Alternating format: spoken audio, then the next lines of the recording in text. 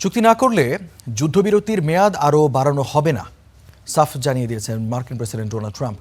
একই সঙ্গে হুমকিও দেন ইরানে বোমা হামলার, সেই সাথে নৌ অবরোধ অব্যাহত রাখবার দাবি করেছেন। চুক্তিতে না এলে আরও শক্তি প্রয়োগ করে ইউরেনিয়াম তুলে নেবে যুক্তরাষ্ট্র।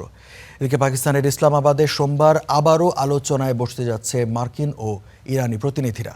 ট্রাম্পের আশা 2-1 দিনের মধ্যেই চুক্তি হবে। আবারও প্রস্তুত পাকিস্তানের ইসলামাবাদ। প্রথম দফা শান্তি আলোচনার এক সপ্তাহের মাথায় ফের আলোচনার টেবিলে ফিরতে যাচ্ছেন যুক্তরাষ্ট্র ও ইরানের শীর্ষ কর্মকর্তারা। সোমবার এই আলোচনা হতে পারে বলে মার্কিন গণমাধ্যম সিএনএনকে নিশ্চিত করেছেন ইরানের এক কর্মকর্তা।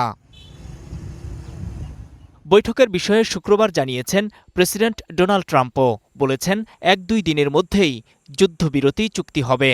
চুক্তিতে পৌঁছাতে খুব বেশি মতপার্থক্য নেই বলেও দাবি তার। যদিও ইরানের পক্ষ থেকে বলা হয়েছে ইউরেনিয়াম সহ বেশ কিছু বিষয়ে মতপার্থক্য রয়েছে। মতপার্থক্য থাকতে পারে, দেখা যাক কি হয়। যদি এটা থাকে তাহলে আমাদের সমাধান করতে হবে, কিন্তু আমার মনে হয় না খুব বেশি বড় কোনো পার্থক্য আছে। ইরানের মজুত করা ইউরেনিয়াম হস্তান্তর ও যৌথভাবে তা উত্তোলনে সম্মত হওয়ার বিষয়ে ট্রাম্পের দাবি প্রত্যাখ্যান করেছে তেহরান। এ বিষয়েও ট্রাম্প কথা বলেন, জানান চুক্তিতে না এলে আরও শক্তি প্রয়োগ করে ইউরেনিয়াম তুলে নেবে যুক্তরাষ্ট্র। চুক্তি না হলে যুদ্ধবিরতি 22 এপ্রিলের পর না বাড়ানোর ঘোষণাও দেন ট্রাম্প। হয়তো আমি যুদ্ধবিরতির মেয়াদ বাড়াবো না, অবরোধটাও থাকবেই, তবে চুক্তি হলে সাথে সাথেই অবরোধ শেষ হবে। সুতরাং যদি চুক্তি না করে তাহলে অবরোধ থাকছে। এদিকে যুক্তরাষ্ট্র ও ইরান যুদ্ধকে কেন্দ্র করে কূটনীতি জোরদার করেছে মধ্যস্থতাকারী ও আঞ্চলিক দেশগুলো। শুক্রবার তুরস্কে আয়োজিত কূটনৈতিক ফোরামের ফাঁকে বৈঠক করেন তুরস্কের প্রেসিডেন্ট, পাকিস্তানের প্রধানমন্ত্রী ও কাতারের আমির। পরে সেখানে বৈঠক করেন সৌদি আরব সহ ওই 3 দেশের পররাষ্ট্রমন্ত্রীরাও। এদিকে যুক্তরাষ্ট্র ও ইসরায়েলের উপর মোটেও আস্থা রাখতে পারছেন না ইরানের মেয়েরা।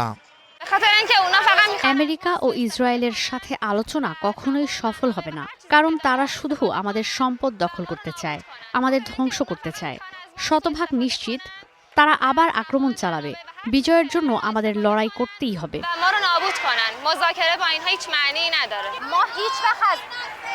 আমরা কখনো যুদ্ধকে ভয় পাইনি, কিন্তু আলোচনাকে সবসময় ভয় পেয়েছি। আমরা আশা করি আমাদের দেশের কর্মকর্তারা আজকের এই দৃশ্য দেখবেন আর শত্রুর কাছ থেকে আমাদের অধিকার পুরোপুরি আদায় করবেন। শুক্রবার ইরানের অনুগত কন্যারা নামে সরকারের সমর্থনে এই র্যালিতে অংশ নেয় হাজার হাজার তরুণী। নূর মোহাম্মদ, স্টার নিউজ।